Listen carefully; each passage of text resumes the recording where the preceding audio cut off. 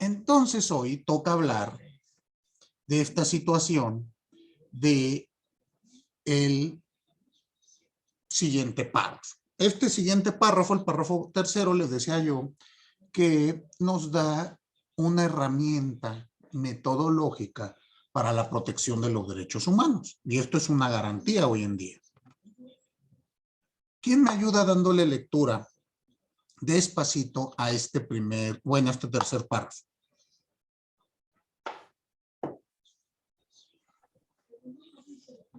Si quieren, yo, profesor. Por favor. Todas las autoridades en el ámbito de sus competencias tienen la obligación de promover, respetar, proteger y garantizar los derechos humanos de conformidad con los principios de universalidad. A ver, espérame. Despacito. Vamos a ver. Todas las autoridades. Veamos este primer aspecto.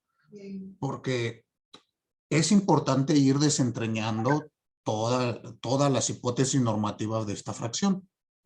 Lo primero que me dice es que todas las autoridades tienen la obligación ¿de qué? De promover, respetar. Ok, pero no. Todas las autoridades en el ámbito de sus competencias. De sus competencias, exactamente. Entonces, aquí tenemos que es obligación de todas las autoridades en nuestro país, y eso incluye a las autoridades fiscales, incluye a las autoridades en sede administrativa. ¿Sí queda claro? Porque a veces pensamos que estos controles o respetos a la Constitución únicamente son en la sede judicial. Y bueno, pues eso es cierto desde un aspecto de un control judicial de la constitucionalidad. En este caso, se ha hecho extensivo. Ya no únicamente serán los jueces los que tienen que cuidar la Constitución. Todas las autoridades en el ámbito de sus competencias. Entonces, desde la autoridad municipal, estatal, de la Ciudad de México y federal, en el ejecutivo, legislativo, judicial y en órganos autónomos. ¿Sí queda claro esto? ¿Y por qué les comento esto? Fíjense que el viernes, participé como sínodo en un examen precisamente de especialidad en materia fiscal, y el muchacho le tocó desarrollar un tema de control de la constitucionalidad. Y se hizo unas bolas tan terribles que tuvimos que suspenderle el examen. Porque ni siquiera entendía esto tan sencillo. Ustedes nada me mueven la cabeza. Sí, maestro. Nunca voy a utilizar esto en mi vida. Bueno. Por eso le digo que hay que entenderlo despacito, porque cuando yo le pregunté sobre los tipos de control, no tenía ni idea de lo que estaba hablando el muchacho. Y al final todavía se enoja con uno. Nos dijo que los sínodos no valoramos su esfuerzo y bla, bla, bla, bla, bla. Tengan cuidado, hay que entender bien este aspecto. Actualmente el control, este desempaque de derechos lo tiene que realizar toda autoridad en el ámbito de sus competencias.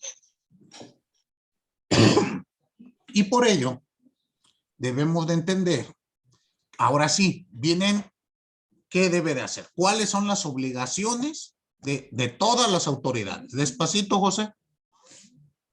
No, soy Kevin. Mándeme. Soy Kevin. Es que me dijo José, ¿no? Pues es que en tu nombre me aparece José Fernando Fuentes. Es cierto, qué raro. ¿Ya ven cómo se enojan con uno? Yo, José Fernando. Se molestan. ¿Y usted, maestro, por qué me anda cambiando el nombre? ¿Qué no sabe que yo soy Kevin? ¿Debo de ser la razón de su existir? Listo. Ok, ahora sí. Es que fue el anterior usuario. Yo creo que hay algún problema al compartir el vínculo. Por favor, Kevin, disculpa, dime por favor, ¿cuáles son estas obligaciones despacitas? Claro que sí, promover. 1, promover, todo esto es los derechos humanos, ¿no? Vamos a ver estas obligaciones, obviamente, para todas las autoridades. ¿Qué entienden ustedes por promover los derechos humanos? ¿A qué les suena? Dime, Irving. Gracias, maestro. ¿Me escucha bien? Es que Sí, también tenía problemas con el audio. Ok, yo la escucho muy bien. gracias. Pues bueno, quiero creer que se refieren a que en la esfera de sus competencias y de acuerdo a los procedimientos que cada una de las diferentes autoridades lleva, debe de poner por primer criterio estos derechos humanos y estas garantías individuales que maneja el artículo 1 de la Constitución para poder resolver a favor de algún sujeto o de algún trámite que llevan, deben de poner como principales, no sé cómo sería la forma correcta de decirlo, pero se deben de basar en estos para poder, que no se violenten, pues, o sea, que lo que ellos den por resolución no vaya a violentar alguna de estas garantías que establece este artículo que son los que vamos a ver. Ok. No sé si esté bien. A ver, vamos a seguir. Te escucho, Arturo. Profesor, buenas tardes. Bueno, yo entiendo que cuando se promueven los derechos humanos se hace una difusión de los mismos. Y bueno, hablando de la materia fiscal, recuerdo que la Ley Federal de los Derechos del Contribuyente dice que la PRODECON tiene que realizar campañas para promover los derechos humanos en materia fiscal. Exactamente. Vamos a entender esta primera obligación como una obligación proactiva, no reactiva. Es decir, todas las autoridades. Bueno, para que nosotros podamos exigir la defensa de nuestros derechos, pues debemos de conocerlos, ¿no? Y así como acaba de decir Arturo, bueno, pues a veces en materia fiscal, pues hay derechos que no conozco. Para ello se tienen que hacer campañas de difusión para promover el respeto a los derechos humanos. Y no únicamente campañas, no únicamente en el plano mediático, también la capacitación de los servidores públicos. Muchas veces los servidores públicos, bueno, desconocen algunos aspectos respecto de los derechos humanos. Dime, Irving.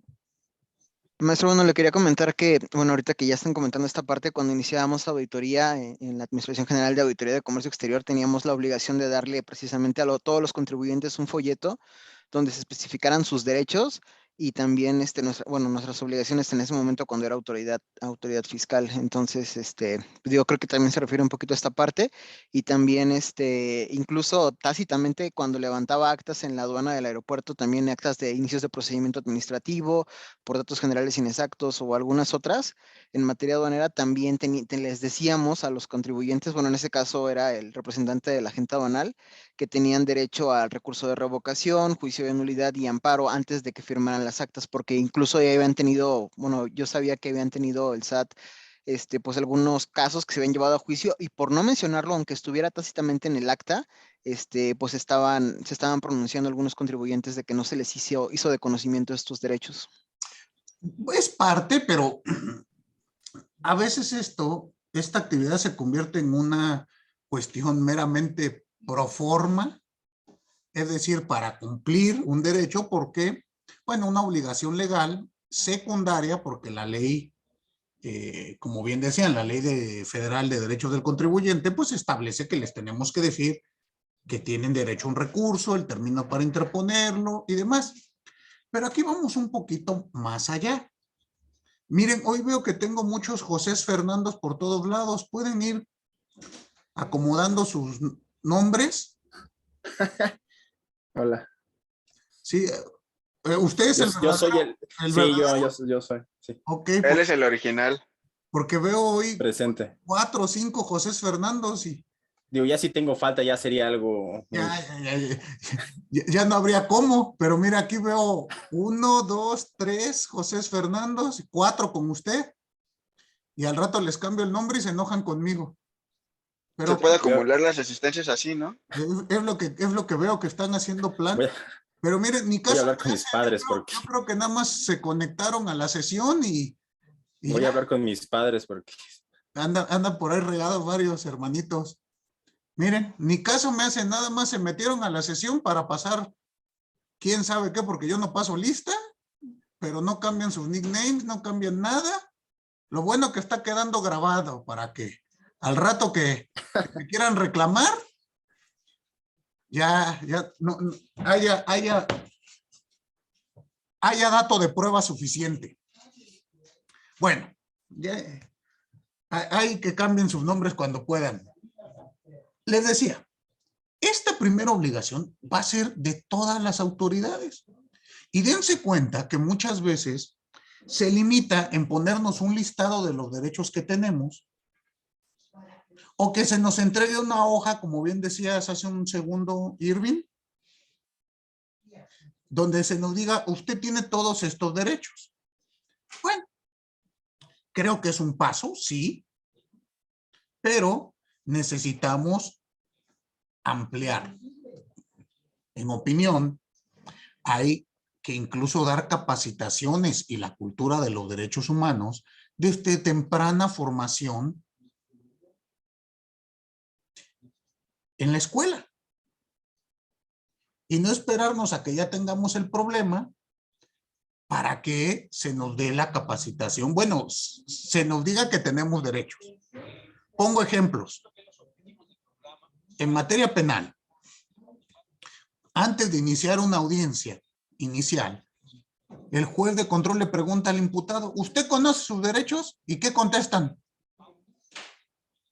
¿Qué se imaginan que contestan los angelitos? Dime, José Fernando. Que sí. Muy bien, María del Carmen. ¿Y por qué? Maestro, una disculpa, es que estoy intentando cambiar mi nombre, pero dice José Fernando. Pues es lo que llevo diciéndoles hace 15 minutos, pero no me hacen caso. Pero no puedo cambiarlo, no sé por qué. Pues nada más dele ahí donde dice cambiar nombre. Si le das en tu foto, hay 3 puntitos ahí se pueden cambiar, nada más le dan clic donde están los 3 puntitos y ya En la le superior dicen derecha de su foto renombrar. hay 3 puntos y viene rename o cambiar nombre, no sé cómo lo tenga configurado. De ahí se lo cambia sin problema. Pero a ver, Ok, sí, muchas gracias. María del Carmen, me decías que dicen que sí. ¿Y por qué dicen que sí?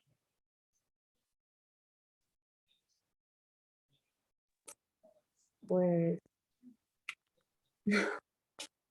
no sé, pues, por, no sé.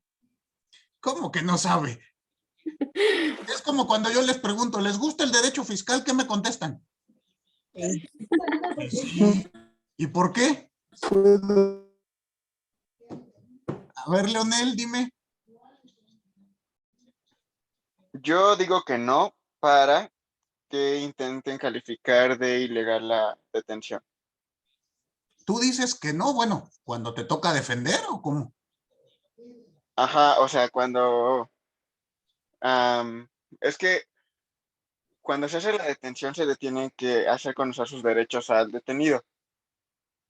Y si no, se puede calificar de ilegal la detención, a menos de que ya estando en el Ministerio Público se le lean otra vez o se le lean ahí enfrente del juez. Pero si no, se le puede calificar de ilegal. Entonces yo creo que podría ser una estrategia de los angelitos, en este caso, para poder salir. Eso lo verás en la tele. Aquí te detienen y te dicen, firme esta hoja, como me decía Irving, donde vienen tus derechos, y yo ya se los leí, ya siento ahí que ya lo traté más bonito que nadie, le di un chocolate y le sobé los pies antes de meterlo a la celda. Y después de eso, llegan estos angelitos frente al juez y el juez les va a preguntar antes de la audiencia, ¿conoce usted sus derechos?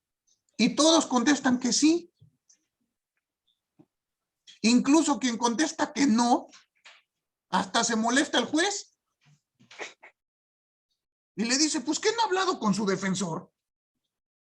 Y el defensor le dice, pues no voy llegando, no me han dejado platicar con él. Ay, pero ni 5 minutitos tuvo antes. Pues no, lo acaban de bajar, lo están trasladando y va llegando. Ah, le voy a dar 5 minutos para que hablen y ya después iniciamos. Eso es nada más darle un trato meramente pro forma, formal. La idea aquí es que debe de ser activo. Promover quiere decir interiorizar, empezar a construir la cultura de los derechos humanos. Va a tardar, por supuesto. Esta obligación apenas fue reciente de 2011. Tiene 11 años de haberse hecho. La Facultad de Derecho, donde estamos en estos momentos, recién implementó los planes de estudios donde ya tenemos materias sobre los derechos humanos de acuerdo a la reforma. Entonces, reitero, poco a poco. Muy bien. Siguiente obligación, ya me dijo promover. ¿Cuál es la que sigue? Respetar. Aquí viene la siguiente. Ya todos conocemos nuestros derechos, pues es obligación de toda autoridad respetarlos. ¿Esto qué quiere decir? Vigilar que ella, por acción u omisión, no vaya a lesionar nuestros derechos. ¿Queda claro? Y este respeto tiene que ir y tener como máximo faro la dignidad de la persona. Que la persona no se sienta agredida por ninguna intromisión u omisión de la autoridad. ¿Queda claro? De esto, obviamente, tiene múltiples vertientes. ¿Por qué la técnica se llama de desempaque? Pues es como cuando tomamos nuestra maleta. Literal, así lo explican. En la maleta, pues nosotros empacamos, ¿no? Y entonces abrimos y tiene varios compartimientos. Todo derecho humano va a ser así. Abrimos un derecho humano y tiene varios compartimentos que podemos desdoblar a su vez. Y entonces yo tengo mi ropa interior, mis camisas, mis playeras, mis pantalones, los calcetines, ¿se dan cuenta? Pero todo va dentro de la misma maleta. Entonces, cuando desempaco, saco algo, lo desdoblo y tiene una nueva amplitud. Muy bien. Entonces, debemos ir entendiéndolo así. Primero, promover. Después, respetar. Dime, Irving. Gracias, maestro. Bueno, aquí tengo una duda, bueno, y una aportación. Como bien dice, realmente pues solamente es una formalidad porque digo, al final me tocó ver igual muchísimas veces que a veces las personas tampoco entendían bien por qué se estaban auditando o el por qué más bien a trasfondo de la auditoría, ¿no? Y realmente al final, pues sí, les haces poner a los contribuyentes una leyenda que dice, declaro bajo protesta de decir verdad, haber entendido el contenido de la presente acta y recibido un tanto en original de la presente orden de verificación o orden de auditoría. Entonces, pues sí, digo, ahí apoyo esa parte que usted está comentando. Y mi duda era... Yo no lo estoy generalizando, digo, en algunos casos así se hace, como hay otros donde ya está cambiando esto. Por eso les decía, el primer supuesto es importante porque es para todos. Cuando el servidor público entiende que es su obligación y que protegiendo los derechos humanos del ciudadano también se respetan los de él, vamos a cambiar esa visión. Yo no dije todas las autoridades, algunas lo hacen de mera forma, otras no. ¿Vale? Entonces, sí, a mí me toca frecuentemente en cuestiones de detenciones en materia penal, que así, como tú me dices, viene firmado, que se le leyeron y se le explicaron todos sus derechos y que ya, que él está conforme en que lo detengan casi. Y se le respetaron todos sus derechos. Así viene un papel. Y cuando tú le preguntas a tu cliente, ¿y por qué leíste esto? Pues ni lo leí, a mí me dijeron fírmale y firmé. Entonces, pero reitero, es poco a poco. Estas obligaciones vamos a irlas viendo. ¿Qué más me ibas a decir, Irving? Bueno, solamente tenía una duda ahí porque, bueno, hay un artículo ahorita que estábamos leyendo este tercer párrafo del artículo 1, que se me vino a la mente que también incluso vienen las constancias de, tanto estuvo como autoridad en aduana como en auditoría, que es el artículo 3 de la ley aduanera, que empieza de manera muy similar y digo, está en favor de la autoridad. De hecho, si me permite, voy a leer el párrafo muy rápido, nada más para que vea la similitud entre ambos, que dice, los funcionarios y empleados públicos federales y locales en esfera de sus respectivas competencias deberán auxiliar a las autoridades aduaneras en el desempeño de sus funciones cuando éstas lo soliciten y estarán obligados a denunciar los hechos que tengan conocimiento sobre supuestas infracciones de esta ley. Bueno, le corto aquí tantito, casi termino de leer el párrafo, pero mi duda va enfocada en que este artículo 3 de la ley aduanera junto con el artículo 50 del Código Fiscal que facultan el poder utilizar incluso fuerza pública en esfera de sus propias competencias, creo que era lo que a mí me permitía pedir auxilio de fuerzas públicas en el supuesto y en la esfera de mis competencias que tenía en ese momento, pero no sé si era a tal grado de poder, digamos, incluso transgredir, bueno, no sé, sería como meterme a un domicilio sin la autorización de la propia persona, con la orden, las facultades y con fundamento en estos artículos, ¿se puede hacer eso realmente o ya estaría transgrediendo estas garantías? Es lo que no Para mí, si entras a un domicilio, yo creo que no podrías así como así, con todo y el apoyo de la fuerza pública. y la orden y estos artículos, porque digo, obviamente la Constitución está por arriba y se supone que estas leyes y estos artículos tienen que ir enfocados, como usted dice, en promover y salvaguardar estos derechos. No. Entonces, Aquí vamos a entender una cosa muy distinta. Esta reforma fue en el año 2011 y los artículos que tú me dices son previos. Muchas de nuestras leyes secundarias siguen con un sistema completamente autoritario. Aquí hay que entender, la inviolabilidad del domicilio es un derecho y tiene que respetarse. La orden de inspección, verificación y demás, en mi humilde opinión, no te faculta a romper o tirar una puerta y entrar. Tienes que entenderla como un representante legal o con el sujeto buscado o con cualquier persona, porque no puedes llegar y tirar y meterte. Entonces, creo yo que no te facultaría hacer ese análisis, pero estás tú viéndolo de un tamiz distinto. Lo estás viendo precisamente del tamiz de la autoridad. A ver, yo tengo mi artículo que me dice esto de mi ley reglamentaria y de aquí voy a ver la Constitución, cuando debe de ser al revés. Yo tomo mi Constitución y veo la ley local. Si la ley local la debo de interpretar de tal modo que le dé la máxima protección al sujeto. son federales, bueno, la ley aduanera es a nivel federal y es el Código Fiscal.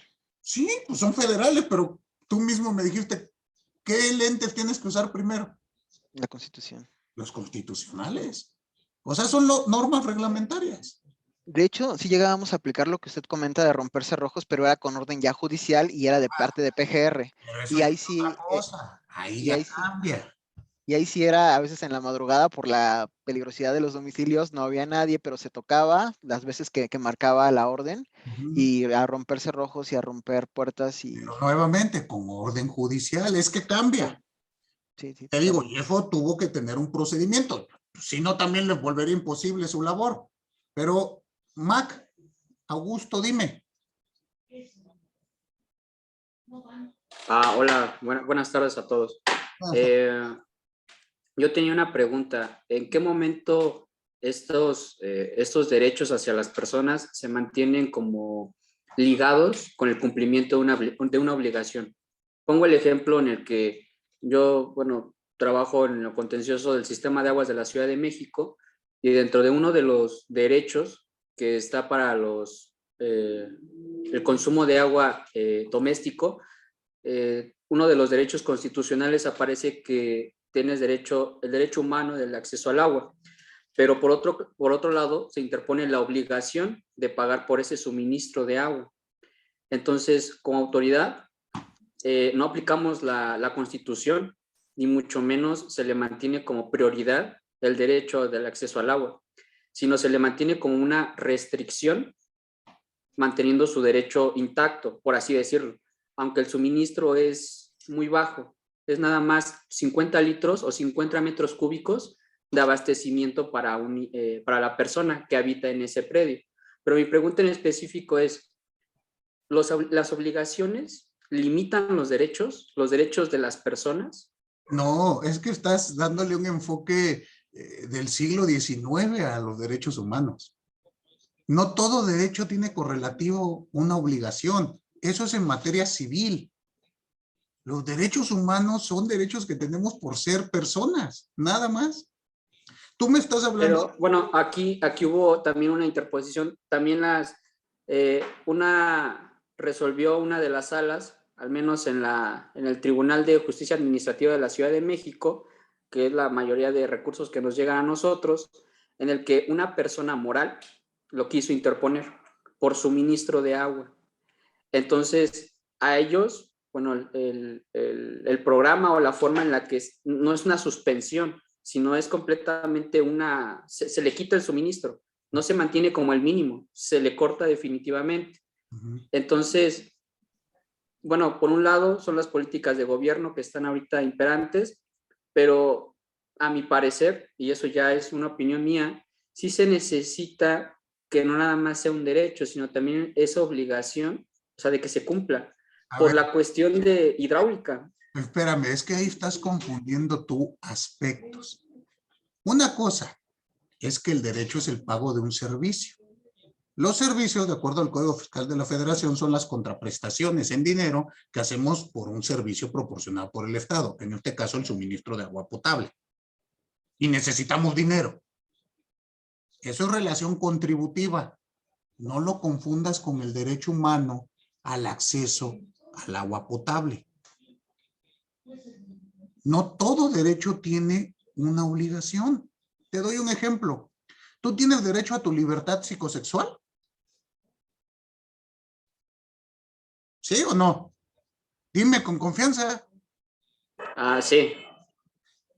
¿Y cuál es tu obligación correlativa a ese derecho? A ver.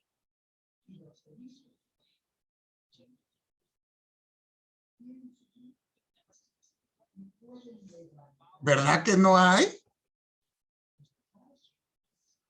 ¿O cuál será tu obligación ahí? No todo es derecho humano, no confundan y no quieran meter en el mismo saco al derecho humano o al derecho fundamental en este caso. Me inclino yo más por los derechos fundamentales, que no lo quieran meter a todo. Bueno, mi pregunta era, pues, como autoridad tienes que responder que, o sea, que no es irrestricto, o sea, no sé si estoy en un error, pero el acceso al derecho no tiene, o sea, no puede ser completamente abierto. O sea, sí tiene una restricción en algún punto por esta situación. O sea, como autoridad. Otra vez, no confundas el trato fiscal con los derechos humanos. Hay derechos humanos que son absolutos. Hay derechos humanos que son relativos. Y esa restricción la establece la propia norma fundante, no la secundaria. Y para ello se tiene que hacer un juicio de ponderación. Y es el Estado quien tiene la carga de justificar la necesidad de esa restricción. Reitero, el derecho humano al acceso al mínimo vital, que es de lo que tú me estás hablando, para las personas, está establecido en tratados internacionales. Tú me decías, a las personas morales sí se lo congelamos. Pues sí, porque una persona moral es una ficción legal. No tiene derechos fundamentales per se, todavía reconocidos por lo menos en nuestro país. En otros países se está ampliando la protección también para las personas morales. Si nuestro país recién hace 8 años estableció que una persona moral puede incurrir en responsabilidad penal y estableció procedimientos para sancionarlos, o sea, nos falta camino que recorrer. Pero nuevamente, man, si tu pregunta es así, ¿todo derecho tiene una contraprestación? No. En los derechos humanos no se juega así. Usted tiene derechos y esos derechos se los tienen que respetar y los tienen que promover, que es lo que estamos viendo en este momento. Ya el trato fiscal, que es lo que usted me habla, si no me pagas, nada más te mando tanto, eso es en protección de un derecho humano, porque hace 10 años te cortaban el agua. No te mandaban un chorrito, que es lo que hoy pasa. Antes te la cortaban y se acabó y hasta que pagues vuelves a tener agua. ¿Sí me explicó? Eso, al contrario, es protección al derecho humano. Dígame, Abigail. No, justamente iba a comentar solo eso, que es como esa confusión que también suele suceder cuando toman las casetas, ¿no? Que dicen, es que es tu derecho a libre tránsito. O sea, sí, no es que se te esté restringiendo el pasar, sino tienes que pagar porque estás usando esa carretera o lo que sea, ¿no? Pero el argumento se confunde y dicen, es que tengo derecho a libre tránsito y puedo pasar. Entonces, siento que es como encaminado a lo que está diciendo nuestro compañero, esa confusión de pensar que los derechos humanos tienen esa contraprestación o esa obligación de, oye, pues es que, pero pues no, es como algo completamente diferente, ¿no? Te dirían, bueno, pues bájate del carro, camina y ahí puedes pasar sin ningún problema, ¿no? Porque ese es el derecho humano, ese es el tránsito que puedes hacer, pero si estás con el carro, pues lo que estás pagando es el uso de esa carretera o de esa vía. Exactamente, o sea, por eso les digo, no todo hay que meterlo en el mismo saco. Hay que ver cuáles son estos derechos fundamentales, cuáles son sus garantías y si tienen o no esta situación. No todo tiene una obligación. Ese nuevamente es un carácter, bueno, son características más como de derecho civil, de derecho de las obligaciones. Pero, reitero, no estamos en esa taxonomía. Por favor, ¿me pueden indicar la siguiente obligación que tienen las autoridades? Ya vimos, estaban viendo promover, Respetar, sigue proteger. proteger. Aquí viene el siguiente aspecto. Ya respeté yo, pero ahora tengo la obligación de proteger que todos los demás autoridades, que todas las demás personas no afecten tus derechos humanos con su actuar. ¿Sí me explicó? Y entonces esto, pues obviamente, ¿qué ocasiona? Que tengamos aquí forzosamente una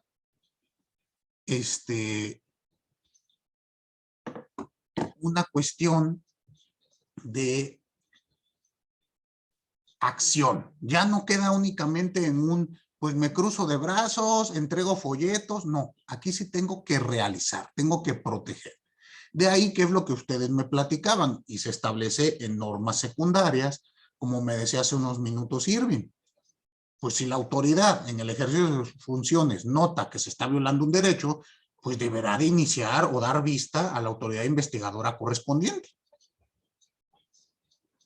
Si un juez nota que un sujeto fue privado ilegalmente de su libertad y posiblemente sería un delito, un ilícito, pues lo tiene que establecer para que se investigue y se sancione.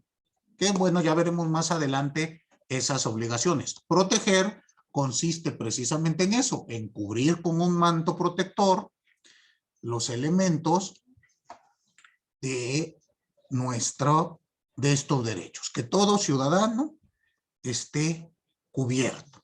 ¿Quedó claro? Bueno, no todo ciudadano, perdón, toda persona, porque los derechos humanos ya establecimos que no son únicamente para los ciudadanos. ¿Queda claro? Muy bien, siguiente, ¿qué sigue diciendo? Y garantizar. Garantizar, que aquí viene el aspecto difícil. Para garantizar debemos entender que se deben de establecer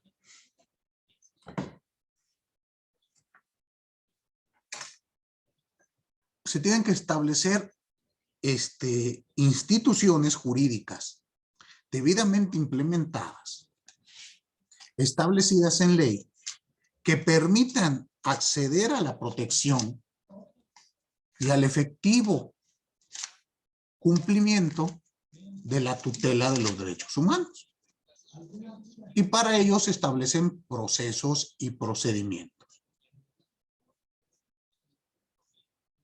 Muy bien, y esto es lo difícil. No puede existir un derecho fundamental sin garantía. Bueno, sí puede existir, pero pues es un derecho que queda en el limbo. La garantía entendámoslo como la materialización jurídica o el mecanismo jurídico adecuado para poder acceder a ese derecho. ¿Queda claro?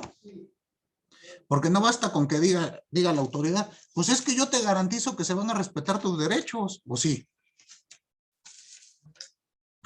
Eso me lo han dicho desde que tengo uso de razón y yo no veo claro, no sé ustedes.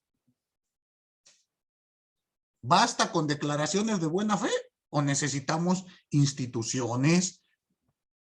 Necesitamos procedimientos, necesitamos autoridades. Pues va a ser necesario todo ello. Muy bien. ¿Qué más dice Kevin? Sí, bueno, son esas obligaciones de conformidad con los principios de universalidad. Aquí. ¿Cómo se van a cumplir todas estas obligaciones? Tomando como faro los siguientes principios. Y aquí me preguntaban ustedes desde la clase anterior, bueno, ¿qué debemos de entender por principio? Ya se los explicaba yo.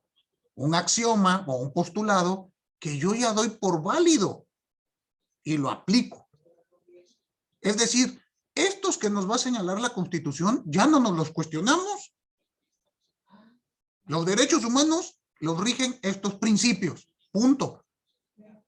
No me pregunto si es válido o no. ¿Queda claro? ¿Cuáles son? 1, universalidad.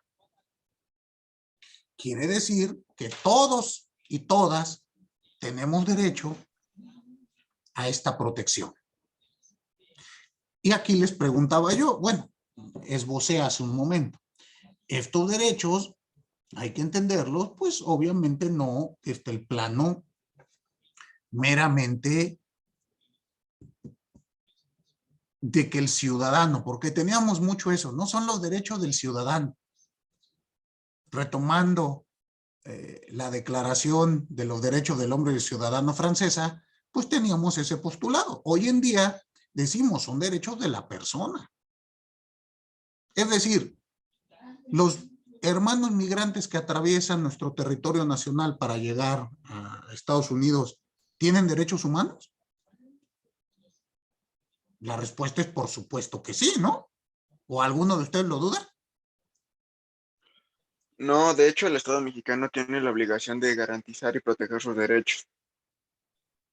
Claro, de acuerdo con lo que señala la Constitución. Que lo hagan pésimo ya es otra historia. Pero una persona que no tenga nacionalidad mexicana, que su calidad de aquí sea de migrante ilegal, ¿puede interponer un juicio de amparo? Sí. ¿Sin problema?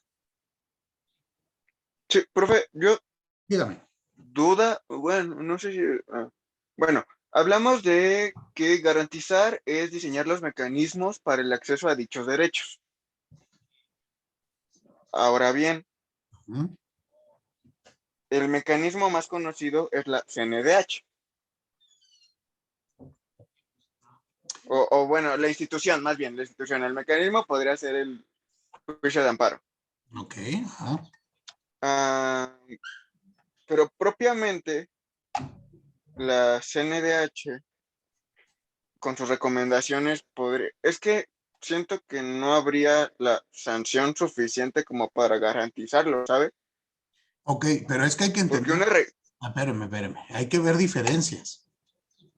La Comisión Nacional de los Derechos Humanos no tiene carácter y en su competencia y facultades no sanciona. En el modelo en el que está basado de Ombudsperson, es su función es un modelo europeo, como ustedes saben, donde no se le permite sancionar, sino hacer recomendaciones. Ese es el modelo, está establecido así. Debemos de entender nuevamente que no todo debe de ser una sanción. Lamentablemente aquí, pues parece que la secretaria que coleccione más recomendaciones por violar derechos humanos es la que se lleva un premio. Pero bueno, nuevamente me están hablando ustedes de un contexto generalizado de violación de los derechos humanos en nuestro país. Porque eso es lo que tenemos. Todas las autoridades en este país violan tus derechos humanos. Es más, cuando llegas a una institución y no te violan tus derechos humanos, hasta te ofendes. Yo me molesto. Digo, ¿qué es esto? ¿Me van a tratar como persona? No. Trátenme mal. Entonces, ahorita, reitero, tiene poco que entró nuestra reforma. Hay que irla entendiendo. Estamos analizando figuras. El ombudsman, el ombudsperson, se estableció en la reforma, si mal no recuerdo, 94-96. Habría que pensar y analizar de acuerdo al contexto que tenemos hoy en día. Pero todo eso hay que irlo analizando con este nuevo enfoque. Y reitero, a mí la figura, cómo está diseñada, me parece muy interesante. Lo que ocurre en la práctica me parece pésimo. Pero es que, bueno, he escuchado recientemente que a la mexicana es una muy buena idea, pero una pésima ejecución. Ahora bien, yo personalmente creo que con la CNDH es algo así. ¿Por qué? Porque sí es una figura muy europea y creo yo que hasta fuera de nuestro contexto de país, por así llamarlo. Porque bien dice, en México se ha normalizado la violación a derechos humanos, tanto así que tenemos 1,001 sanciones por la Corte Interamericana de Derechos Humanos, debido a que el Estado mexicano es el principal violador de derechos humanos en el Estado mexicano.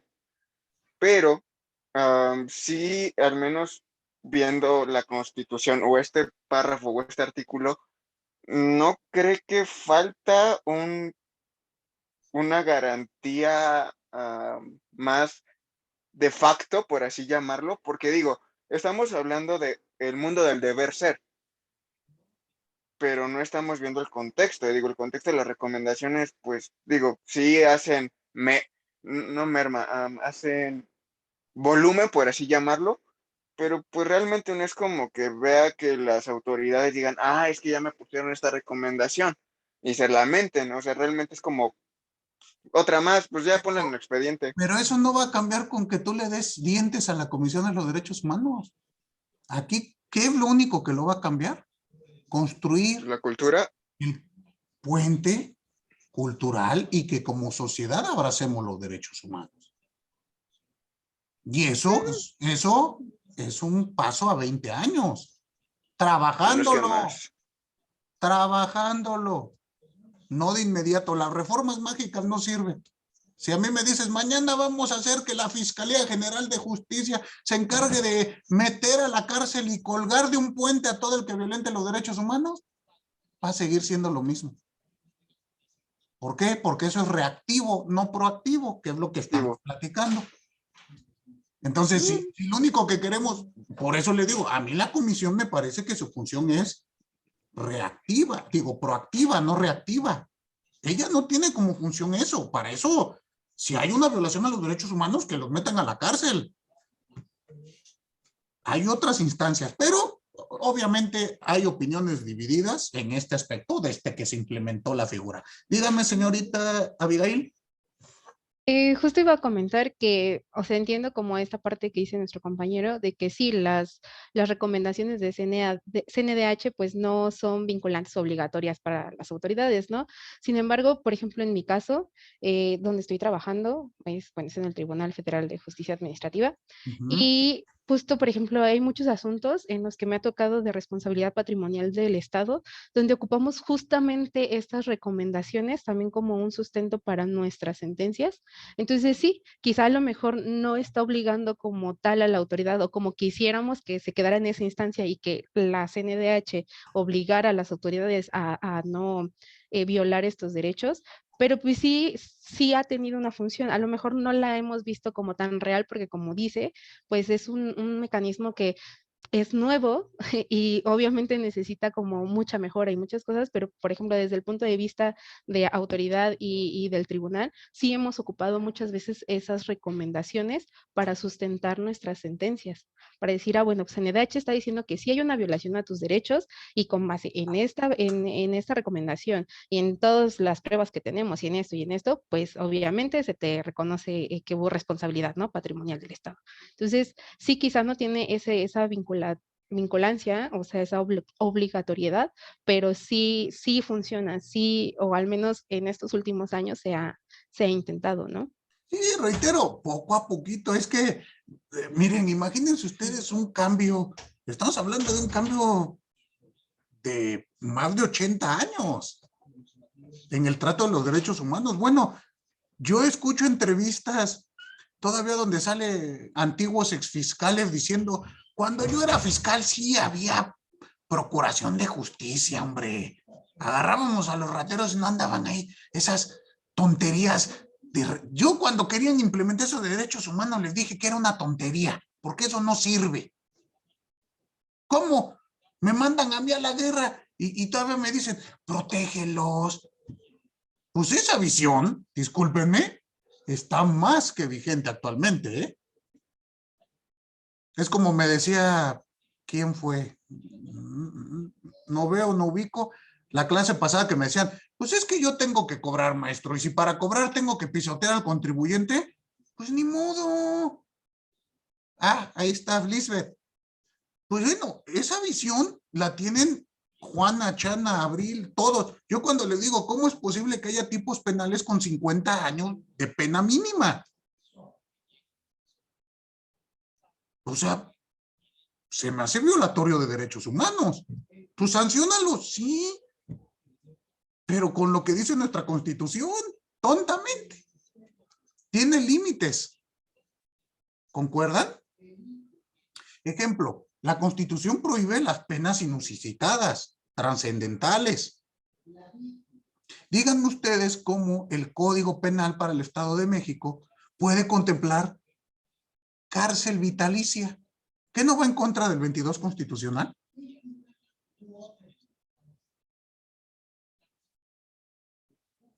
Entonces, a mí me parece esas figuras que habían desaparecido, que eran propias, ¿qué les gusta? ¿Del siglo XIX? ¿De la Edad Media? Que desde becaria nos decía, pues, tiene que haber un límite, ¿no?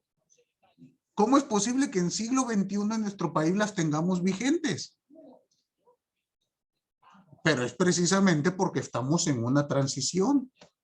Recuerden que los derechos humanos y las normas procedimentales o las normas secundarias se mueven en un péndulo. Imagínense este péndulo de los derechos humanos. Va aquí, va acá. Cuando el péndulo de los derechos humanos está en el pico más alto, normalmente el péndulo de la norma procedimental viene por acá. Llega un momento en donde se van a unir. Y es cuando llega a haber protección a estos derechos. Pero este péndulo se sigue moviendo y este péndulo se sigue moviendo. Entonces hay un momento en donde están lo más separados. Donde los derechos humanos te pueden manejar una protección alta y la norma secundaria te puede manejar un estado autoritario. Lo ideal es tenerlos en un punto medio. Luigi Ferrajoli tiene un libro que se llama La ley del más débil. Lo pueden conseguir en digital, hasta donde yo sé, es de Editorial Trota, y les va a servir bastante para entender este enfoque. Reitero, no es algo que se puede implementar mañana. se tiene que plantear los cimientos desde la educación. Algunos dicen licenciatura, yo me atrevo a decir desde la educación básica. Los muchachos, los niños deben de tener la cultura del respeto a los derechos humanos. Para que cuando lleguen a ser licenciados en Derecho, ya no tengamos que estar batallando estos aspectos. ¿Sí me explicó? Que nos parezca inconcebible esos argumentos de, a ver, maestro, ¿usted qué quiere? ¿Que proteja a la víctima o que proteja al imputado? ¿No se pueden los dos? Oiga, disculpe. Claro que se puede. Muy bien. Bueno, dime, Irving, ¿qué me querías decir? Bueno, profesor, quería que me dijera si igual pudiera hacer un ejemplo o igual me saca de mi error. Cuando yo estaba terminando el servicio de la vocacional, lo hice en una unidad de gobernación, que era la Unidad de Promoción y Defensa de Derechos Humanos. Y aquí me tocó ver un caso que fue un antecedente para precisamente ver un gran cambio que se vio por esos años de 2009, en los cuales, pues era un caso de una indígena, que se llamaba Inés Gómez, o se llama, perdón, de Chiapas, de una comunidad de allá. El tema aquí con ella fue que fue violentada y violada literalmente por un militar, por militares que hacían pues cateos allá y que hacían, pues ya sabe, para la de la marihuana y todo lo que se ve allá. Entonces este militar entró en la casa de la indígena, la violó y pues obviamente en ese entonces todavía había tribunales militares. A raíz de ese, hubo varias juntas con diferentes autoridades, con PGR de ese entonces, con autoridades militares, y pues se logró, que fue un pequeño inicio, creo que 2 años después, por el 2012, si mi memoria no me falla, ya se habilitó que si los militares cometían algún delito contra un civil, iban a ser juzgados por tribunales civiles. Entonces, creo que pudiera ser un ejemplo, a menos que usted me saque del error, en los cuales pues esto transgrede, ¿no? Ya las leyes y pues ya se vuelve un buen parámetro para poder modificarlas. Bueno, esa reforma que tú comentas al 13 constitucional fue precisamente a consecuencia de una condena que tuvimos por la Corte Interamericana de Derechos Humanos, propiamente el caso Rosendo Radilla, que fue el que nos obligó, no lo cambiamos porque, como dices tú, hubo un acto de violencia sexual en contra de una mujer originaria, sino porque nos obligaron mediante una condena. Si no, seguiríamos igual, ¿eh? O sea, no te sorprendas. Pero sí, son casos de cómo se van dando este paradigma. Entonces, la universalidad quiere decir todos y todas tenemos estos derechos. Siguiente principio, por favor. Interdependencia. Interdependencia, y aquí viene precisamente lo que yo explicaba. Si ustedes imaginan a los derechos humanos como una red donde están todos ligados, de tal modo que si jalo un hilo, jalo el de todos, así son nuestros derechos humanos. Todos nuestros derechos son interdependientes, de tal manera que la protección de uno protege a todos. Y el ataque de uno ataca a todos. Y al ser interdependientes, viene el argumento que yo les decía hace un momento. En un procedimiento penal, ¿qué quieres que proteja? ¿Los derechos humanos del imputado o los de la víctima? Pues al ser interdependientes, si proteges los de uno, proteges los de otro. ¿O de qué modo esto es una báscula? ¿O qué pasa? ¿Tienen posiciones encontradas? Por supuesto. ¿Pero eso qué tiene que ver con sus derechos humanos?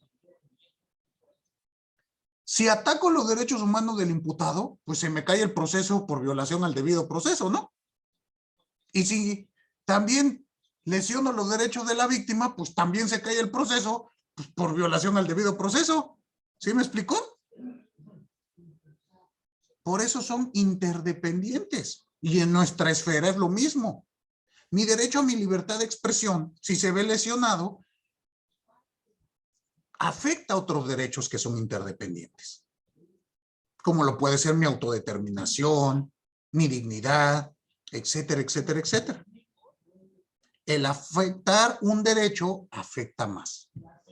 no lo veamos como unas casillitas, ¿no? Donde ahí es que se te afectó un derecho patrimonial, ahí es que se te afectó un derecho político, ahí, sino en el campo de los derechos fundamentales, afectar uno afecta el resto de mis derechos. ¿Queda claro? Siguiente principio, por favor. Indivisibilidad. Indivisibilidad. A lo que iba. No puede concebirse mis derechos como ciertas secciones donde te pueda afectar una y no le pasa nada a las demás. Ejemplo, prisión preventiva oficiosa. Pues nada más te meto a la cárcel tantito, o sea, afecto tu derecho a la libertad de ambulatoria, pero todo lo demás está intacto porque te presumo inocente. Les pregunto yo, ¿eso tendrá sentido en un plano de realidad? Si yo estoy en la cárcel, ¿me están tratando como inocente? A ver, pregúntenme.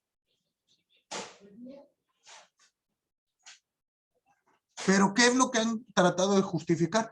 Bueno, es que si ponderamos tu afectación es mínima, porque nada más es tu libertad de ambulatoria, pero todo lo demás está bien. Claro, porque cuando estoy aquí adentro me tratan con dignidad, con respeto, se potencializa mi esfera. Pues no, ¿verdad? Entonces hay que entenderlo de ese modo. Es indivisible nuestros derechos humanos. ¿Sale? Eso de quererlo seccionar no es posible. De ahí, Mac, que regresamos a lo que tú me preguntabas. ¿Todo derecho tiene correlativa una obligación? En el caso de los derechos fundamentales o derechos humanos, te reitero, no es así en virtud de este otro principio. Porque si no, tendríamos que establecer que todos los derechos humanos tienen su correlativa obligación. Y no es así. Te doy otro ejemplo. El derecho a tener un medio ambiente sano, Mac. ¿Cuál sería tu obligación? ¿Podría ser no tirar basura? Pero eso es una obligación que tienes establecer en ley o es una norma secundaria. Sí, es una norma. De hecho, lo prohíbe el ¿cómo se llama?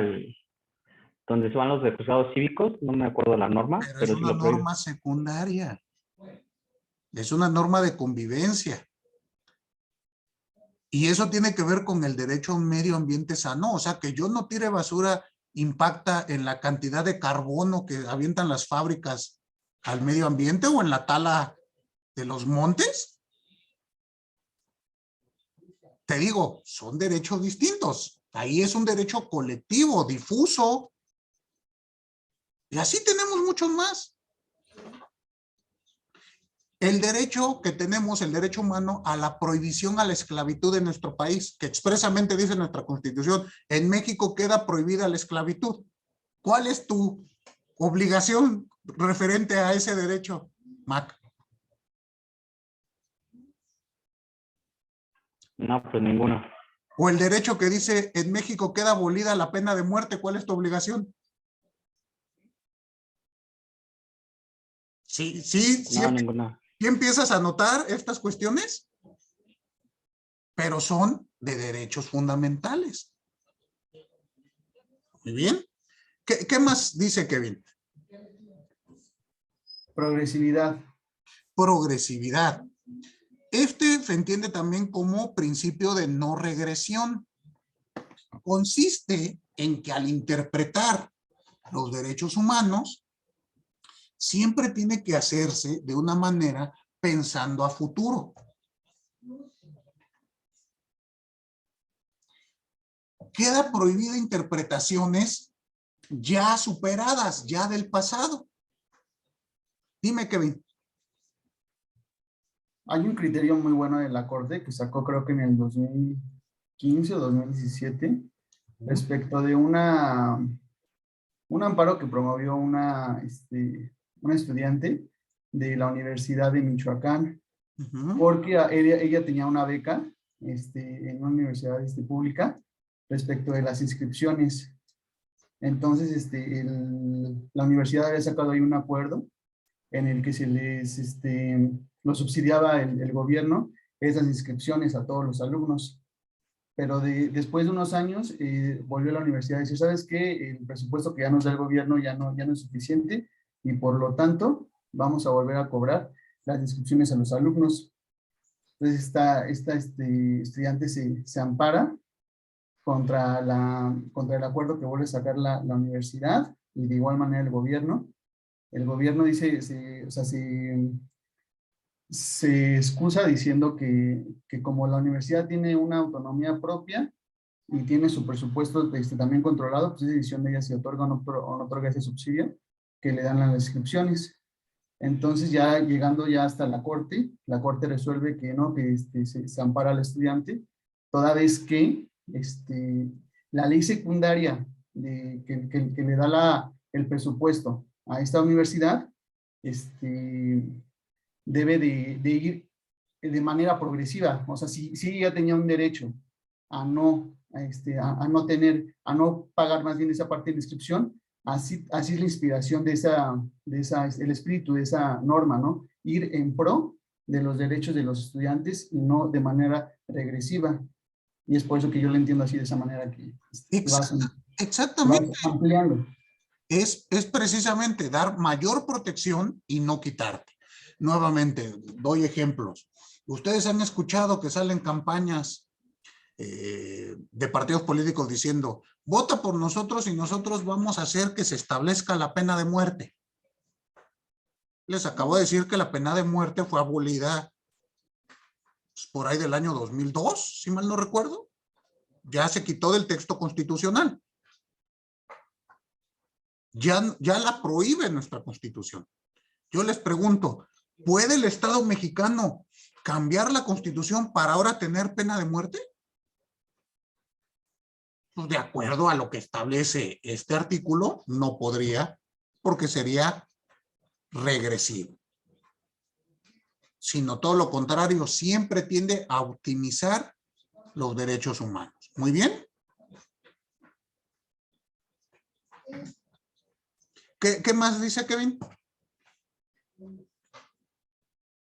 Bueno, esos son los principios. Después dice, en consecuencia, el Estado deberá prevenir. Aquí, ¿cuáles son los deberes? Ahora sí, prevenir. Ajá. Investigar, sancionar y reparar las violaciones a los derechos humanos en términos que establezca la ley. Entonces aquí tenemos, uno, prevenir, evitar que se violente, ¿no? Bueno, no lo pude evitar, bueno, ahora voy a investigar. ¿Qué pasó? Ya que investigo, y de acuerdo a las teorías de la responsabilidad, pues tengo un hecho vinculante, una acción y un daño, pues tengo que, siguiente deber, sancionar. Porque si no sanciono, pues esto se va a seguir realizando para posteriormente reparar las violaciones del daño. ¿Y qué ha dicho la Corte? Esta reparación del daño tiene que ser integral. Muy bien. ¿Esto qué quiere decir? Pues que tiene que tratar de desaparecer todas las consecuencias nocivas del hecho victimizante respecto a los derechos humanos. Y para ello, bueno, hay una teoría y una jurisprudencia muy amplia que nos va señalando poco a poco todos esos aspectos. Muy bien. Ahí entraría lo del término de satisfacción, ¿no? ¿Otra vez, Leonel? Ahí entraría lo de la satisfacción del violentado en este caso. ¿Pero a qué le llamas satisfacción? Que le sea suficiente para la víctima que la sanción o la reparación del daño. Ok, bueno, los términos que utiliza la doctrina nacional e internacional es reparación integral del daño. No sé satisfacción, hay medidas de satisfacción, No sé si te refieres a ellas, conforme a la ley de víctimas. No, creo que es eso, Hay medidas de satisfacción. Bueno, se divide, la reparación integral del daño se divide en varios rubros. De asistencia inmediata, de asistencia médica, de satisfacción, de compensación. Sí, ha de ser eso seguramente, sí, sí, claro. Sí, pero vamos, como tal que diga la víctima, yo estoy satisfecho con lo que me dieron, pues hay casos en los que yo creo será claro.